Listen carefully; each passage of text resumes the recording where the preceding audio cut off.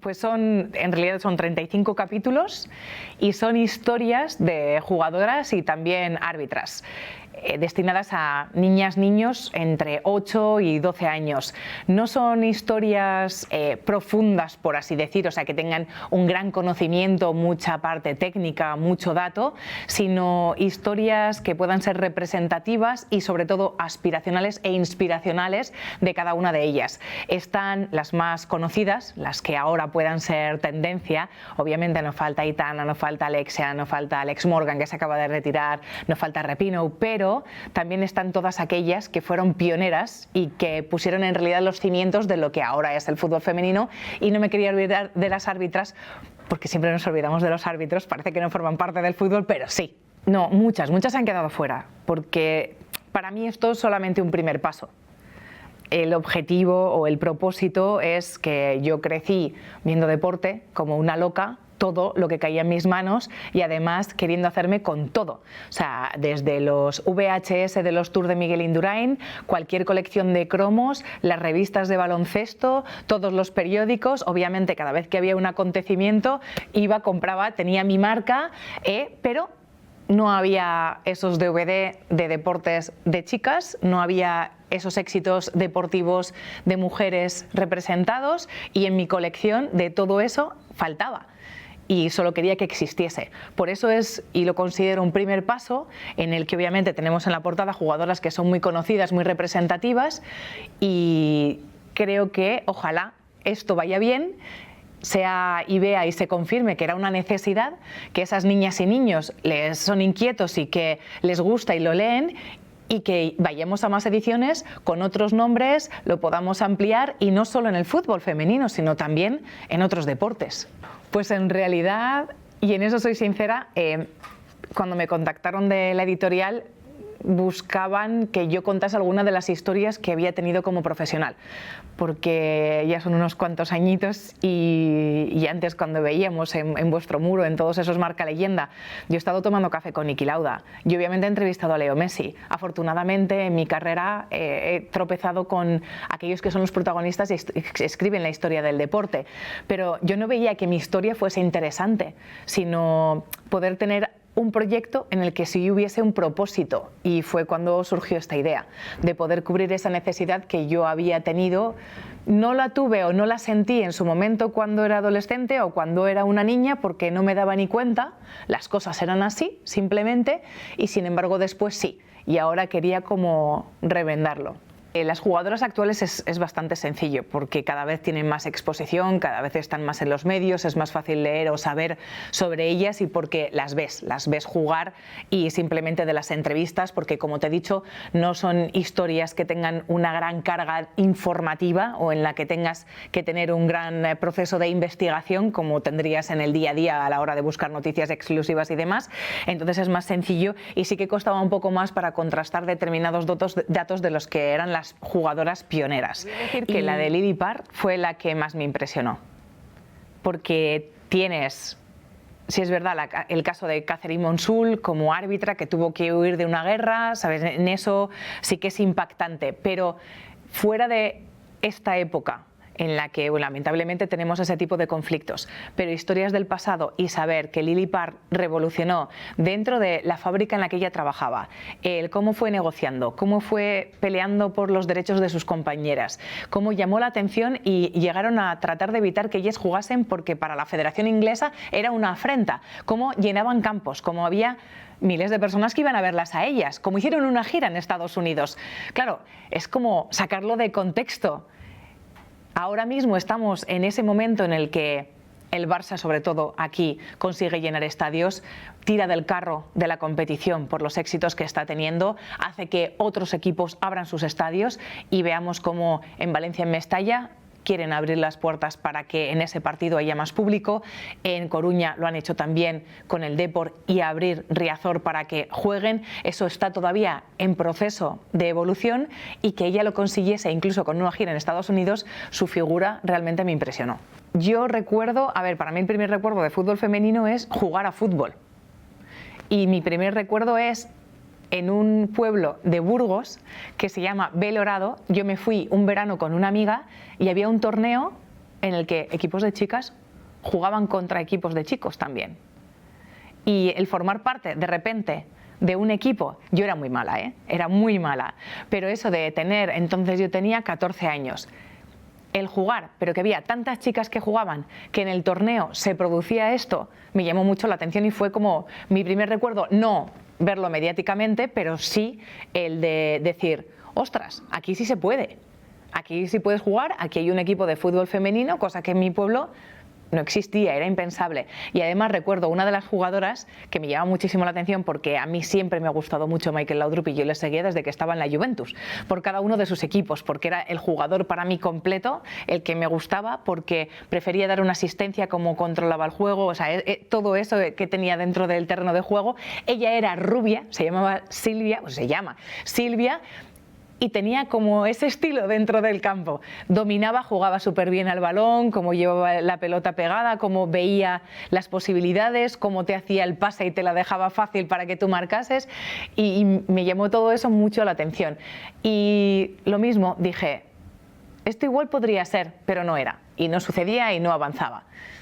A ver, yo siempre bromeo con mi padre y le digo, mira, ¿no ves a Maya y todo lo que consiguió? A Maya Valdemoro, que la adoro, es mi compañera, y yo, pues quién sabe si nos hemos perdido otra jugadora como Amaya internacionalmente, y él siempre se ríe.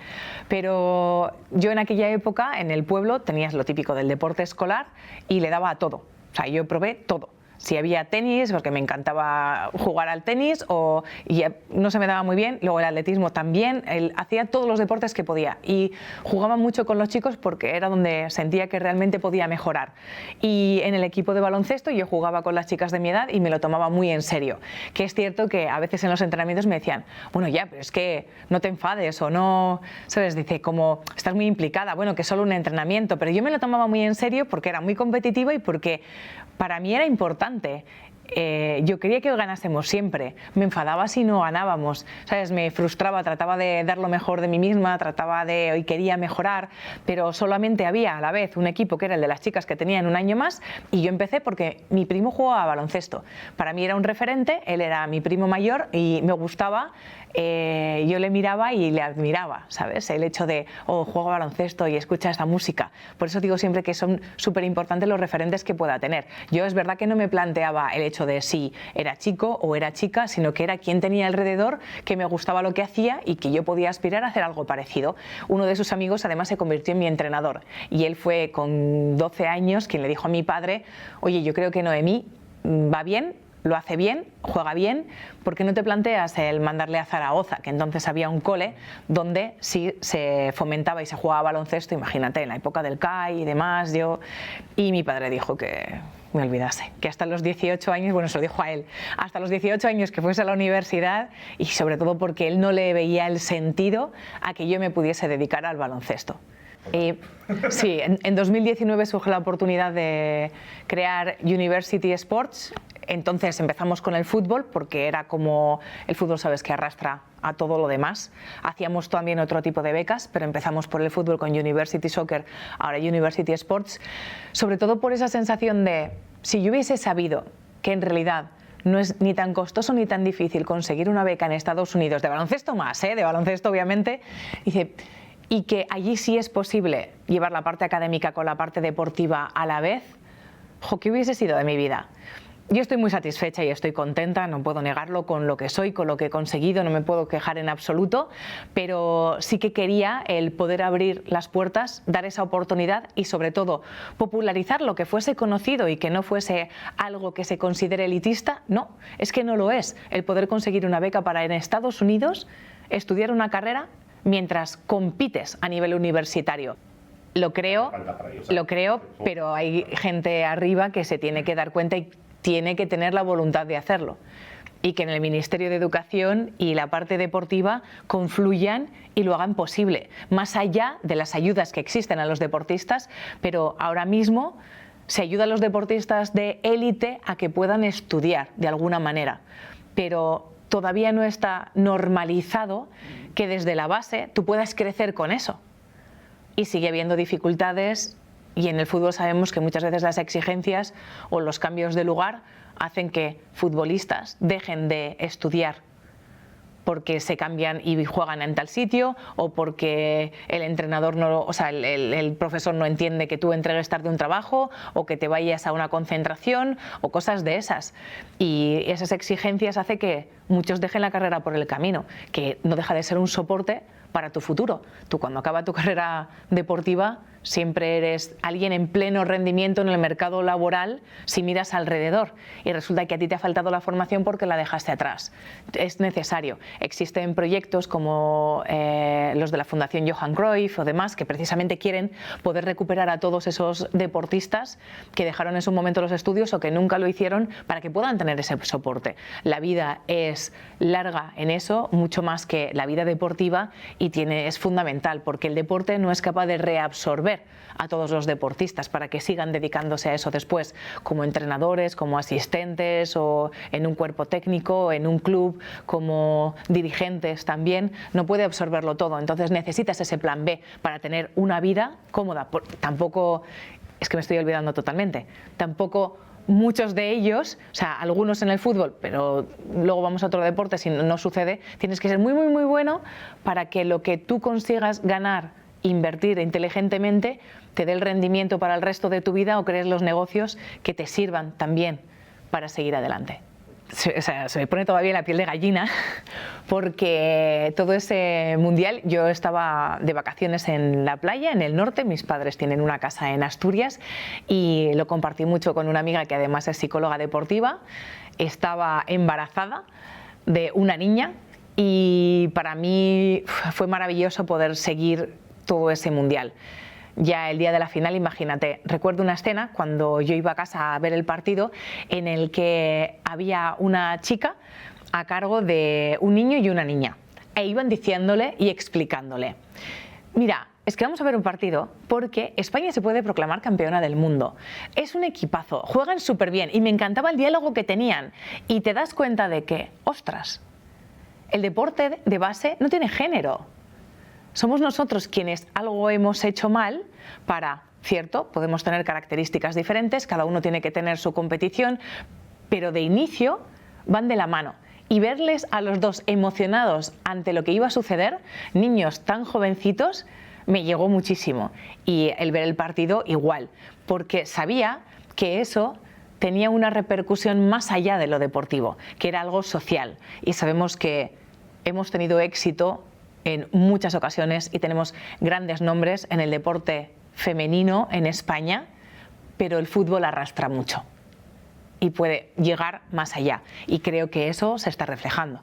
Es que yo creo que eso siempre ha estado claro, y que ellas lo han tenido siempre muy claro, y que no se ha reclamado desde el fútbol femenino cobrar lo mismo que en el fútbol masculino. El deporte ahora mismo, bueno, no el deporte, sino el fútbol está formado por clubes que son empresas.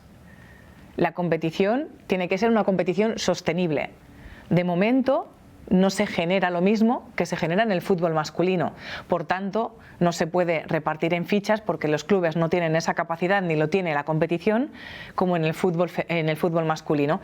Y en eso creo que la reivindicación no se ha hecho nunca por parte del fútbol y las futbolistas para que eso sea así, sino que ojalá llegue el momento en el que tenga que ser así, porque de hecho en Estados Unidos sucede. Pero es que en Estados Unidos ellas fueron las pioneras del fútbol en Estados Unidos, lo que llaman soccer. Por tanto, esa reivindicación era lógica, porque ellas sí generan, de hecho generan más que ellos. Entonces, es así. A mí lo que me da mucha pena es que se politice el deporte, porque puedo entender la parte negocio. Tiene que ser una empresa, tiene que ser sostenible, es dinero que llega, dinero que inviertes, tienes que hacerlo crecer para que todo vaya bien y tu club y tus jugadoras estén cada vez mejor cuidadas y tengan los mejores medios y puedas crecer deportivamente y puedas crecer en la competición y ser cada vez más internacional, pero politizarlo no. Yo creo que los medios y el apoyo. También en la federación hay un proceso que puede ser muy importante para que eso exista hacia el fútbol femenino, que puedan tener ese apoyo para el crecimiento e ir teniendo. No hay magia, no es de la noche a la mañana, lo que van necesitando, sin olvidarnos para nada de lo que es la cantera, porque ahí es donde está la clave. en esa parte, en la que hasta ahora se segregaba rápidamente y se pasaba al fútbol masculino, el fútbol femenino y empezaban a cambiar las condiciones para cada uno de los lados, y que no sea así, sino que eso se esté fomentando y se ayude a que esa cantera que ahora mismo es tan rica del fútbol femenino, donde ya es, como decíamos, el segundo deporte en licencias, se vaya estimulando para que tengan los medios y para que no dejen precisamente las niñas de lado el deporte, que es relevante, no solo por ser fútbol femenino, en cualquier deporte. Es muy importante para las chicas el deporte en sí, que se abandona en muchas ocasiones cuando se llega a la adolescencia por esto de no es compatible con los estudios, bueno, ¿dónde voy a llegar con esto? Y se deja por el camino y al final nos olvidamos de una cosa, es que el deporte es salud mental y física y el abandono del deporte en las mujeres es altísimo. Entonces todo eso hay que estimularlo para que siga, para que tenga sentido, para que tenga una ruta y para que tenga cabida. Y no estoy hablando solamente del profesionalismo, porque el profesionalismo, la conversión es muy baja en masculino, muy baja en femenino, pero sí que existan competiciones suficientes amateur como para dar vida y dar continuidad a eso. Yo volvería un poco al ejemplo de Lily Park, porque ella lo hizo realidad en un contexto muy diferente y creo que tenía ese punto de intensidad que yo tengo, que yo soy así. Soy un poco así y me pasa en el periodismo, me pasa con mis compañeros, me pasa en la redacción, me ha pasado en el circuito.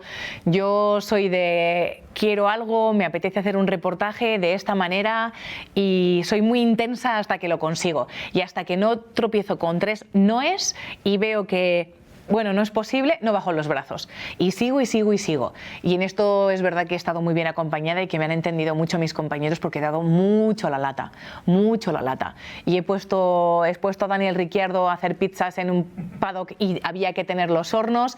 Y he llevado a Carlos Sainz a montar en dromedario y en un quad y ahí que nos hemos ido. He metido una piadinería en un paddock y he venido con un camión, una piadinería en medio del paddock y ahí que lo hemos llevado para tener... que esto es la leche, porque teníamos a Antonio Giovinacci, pero estaba nuestro Iceman, o sea, Kimi Raikkonen, haciendo piadinas de Nutella y con su jefe de equipo poniendo nota. Esto lo hemos hecho y bueno, todas las locuras que te puedas imaginar he conseguido hacer con ellos. Y esto no es cosa mía, esto es cosa de un equipo a quien yo he hecho pringar para que fuese posible.